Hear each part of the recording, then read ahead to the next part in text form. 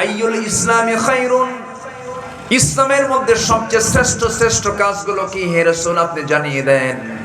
আমার রাসূল সেখানে তিনটা কথা বললেন। এক নম্বর হলো আসসালাতু আলা ওয়াক্তিহা, সময় মতো নামাজ।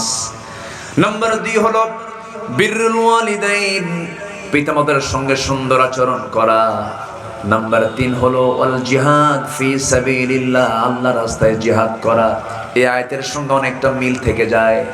রাসূলের জবানের যে হাদিস, এই হাদিসের সঙ্গে আয়াতের অনেকটা মিল আছে, দুইটা মিল আছে। আল্লাহ তাআলা এখানে আগে বলছেন তোমরা আমার হক আদায় করো, শিরকের কাজ করো না। নাম্বার 2, পিতামাতার আনুগত্য করো, পিতামাতার সঙ্গে সুন্দর আচরণ করো, নাফরমানি করো না, খারাপ আচরণ করো না। আজকের সমাজে পিতামাতার বাধ্য সন্তান বেশি না অবাধ্য সন্তান বেশি? অবাধ্য সন্তান। বাধ্য না অবাধ্য? অবাধ্য। পিতামাতার খেদমত করা সন্তান বেশি না কষ্ট দেওয়া সন্তান বেশি? কষ্ট দেওয়া।